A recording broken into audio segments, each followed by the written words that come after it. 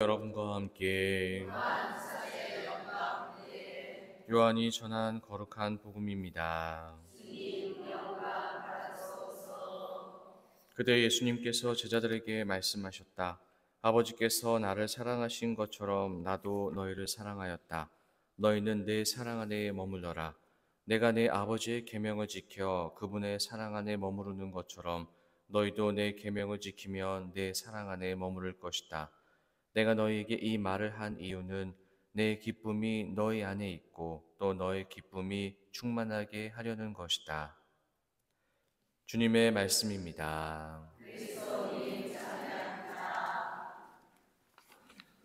참 예수님, 네, 오늘 주님께서는 우리 그리스도 신앙인들의 가장 으뜸가는 계명인 사랑에 관한 이야기를 전하셨습니다.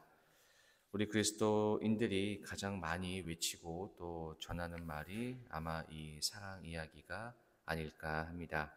하느님 사랑과 이웃 사랑, 이 두 계명이 너무 많이 듣기도 했고 또 그렇기 때문에 이 사랑에 대한 단어와 의미에서 오히려 더 무뎌져 가고 있지는 않은가라는 생각도 해보게 됩니다.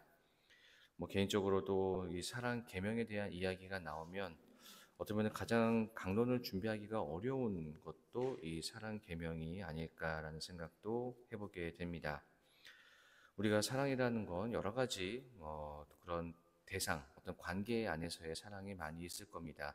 남녀 간의 사랑이라든가 또 부모 자식 간의 사랑, 그 외에도 여러 가지 사랑이 있지만 남녀 간의 사랑이든 그 부모 자식 간의 사랑이든 하지 말라고 해도 어떻게 보면 정말 떨어질 수 없는 그런 관계가 될 수 있겠죠.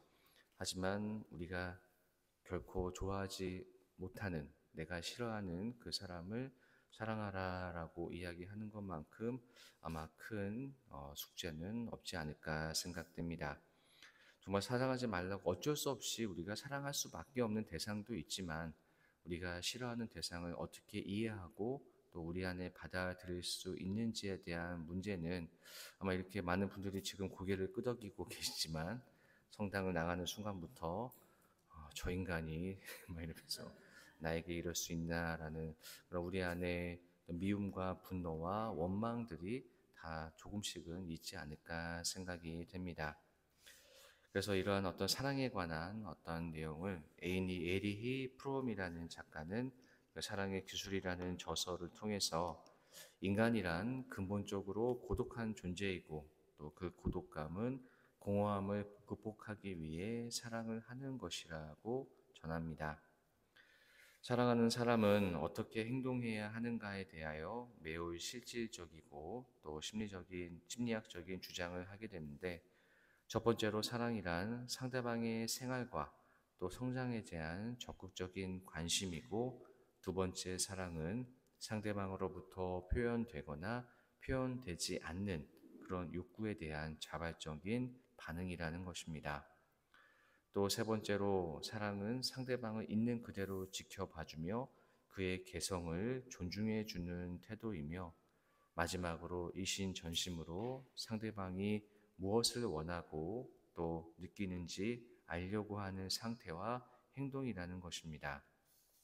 이처럼 우리가 누군가를 사랑한다는 것은 상대가 내가 원하는 모습이 아닌 온전히 그 모습을 존중하고 또 받아들인다는 의미입니다.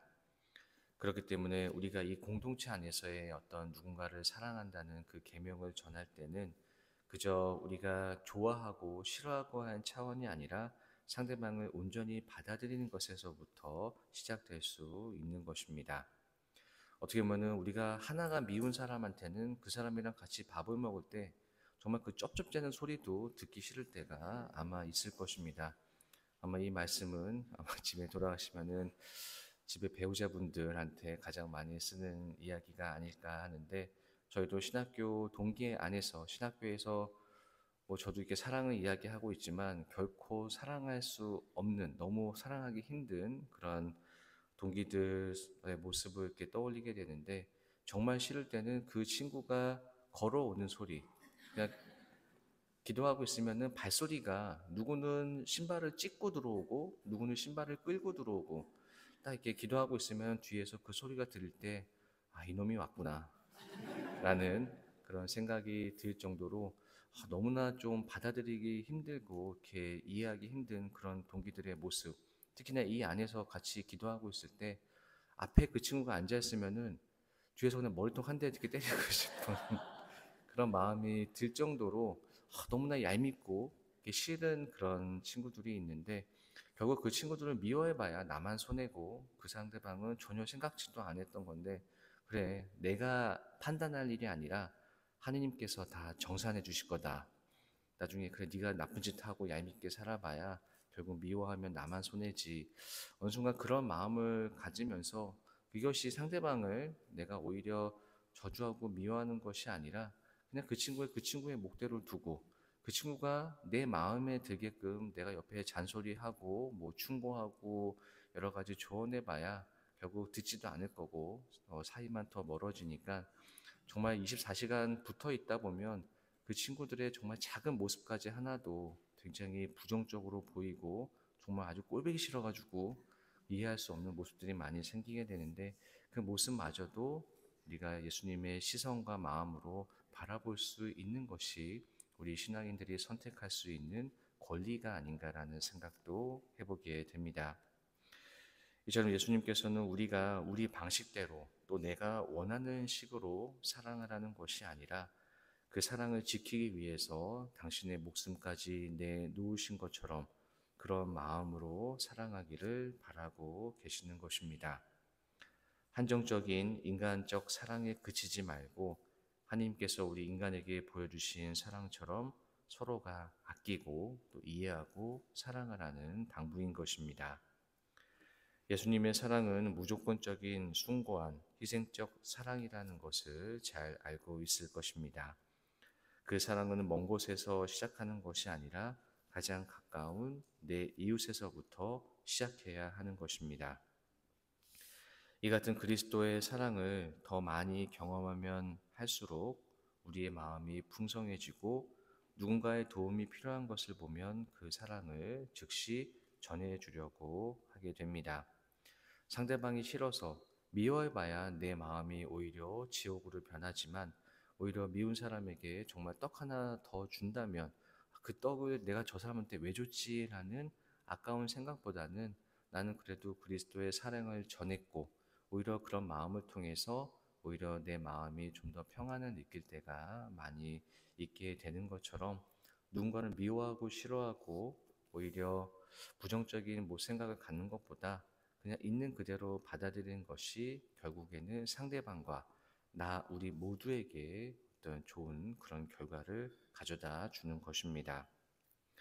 지금 우리 안에서 살아 움직이는 그분의 사랑은 언제나 우리 마음에서 우러나와서 상처받은 누군가를 위로하고 또 회복해 줄 수 있는 힘을 전해줍니다. 이런 그리스도의 사랑이 우리 마음 안에 가득 차게 될 때 주님께서는 언제나 친구처럼 우리 곁에 머물러 계시면서 내가 전한 만큼 우리에게 그 풍성한 사랑을 우리에게도 전해 주실 것이라는 그런 희망을 꼭 잊지 않으셨으면 좋겠습니다. 네, 잠시 묵상하시겠습니다.